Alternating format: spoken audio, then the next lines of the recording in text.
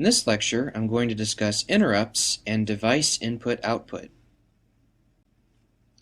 When hardware devices on a computer produce events, we need some way of being able to handle those events within the operating system and deliver them to applications. And hardware devices are going to produce events at times and in patterns that we don't know about in advance.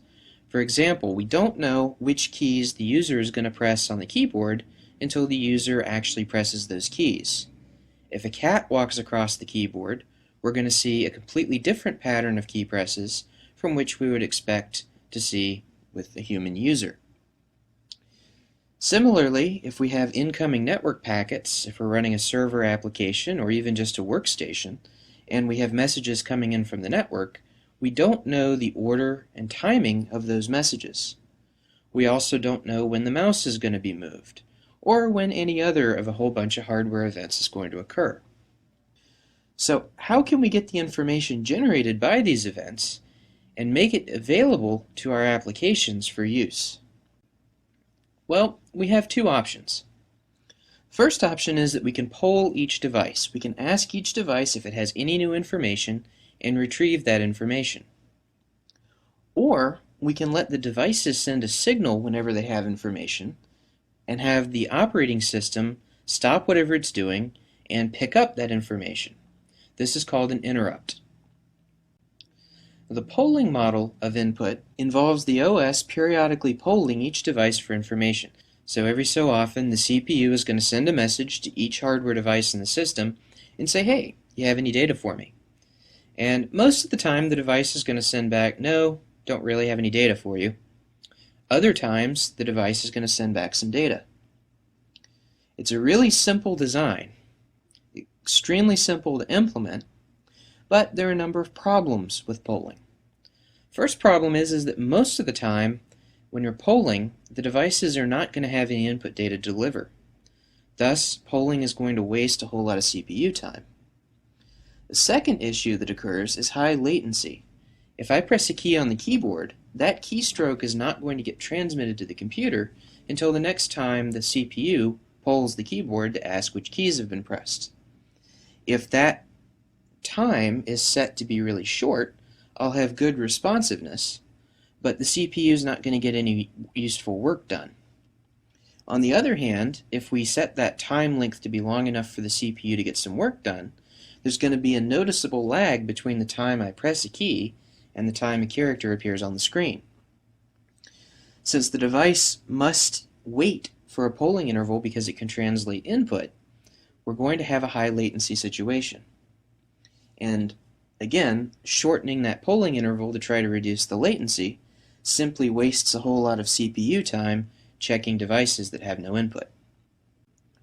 So a better mechanism is to use a system called interrupts. And with interrupts, the hardware devices actually signal the operating system whenever events occur, or more precisely, they signal the CPU, and then it's up to the operating system to receive and handle that signal.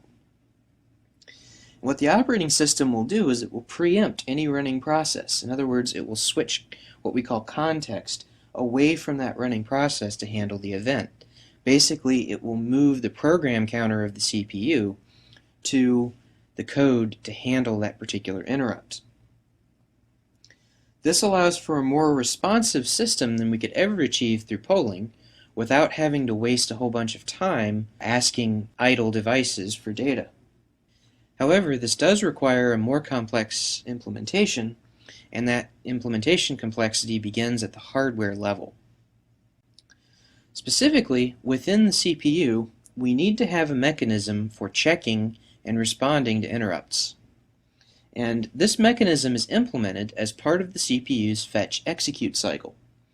In the process of fetch-execute, the CPU is going to fetch an instruction from memory, increment the program counter, execute that instruction.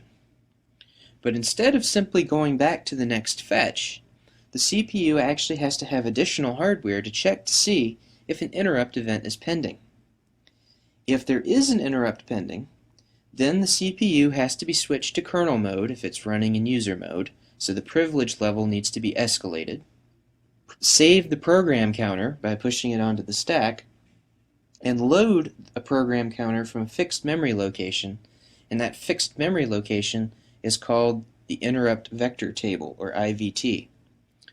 So we load the program counter from the IVT, and then the CPU goes and executes that new instruction the next time the fetch execute cycle resumes. So the CPU actually moves from executing program code to executing code from the interrupt handler for the particular event. If no interrupt is pending at the end of an execute, then we simply go back to the next instruction, fetch. The interrupt vector table consists of an array of addresses of handlers. Each element in this array essentially gives the program counter location for the handler for a particular interrupt. Now, this handler is going to be in a subsystem of the kernel for a monolithic kernel, or this handler might invoke a call to an external server for a microkernel. In any case, however, the first handler by convention, element 0 of the array, is always the handler for the clock. Then handlers for different devices are in the array after the clock handler.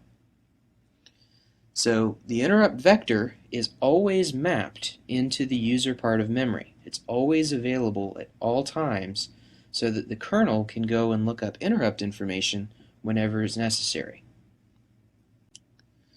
An interrupt is processed by branching the program counter to the interrupt handler, executing the interrupt handling code, and then at the end of the interrupt handling code, there'll be an instruction to return from the interrupt.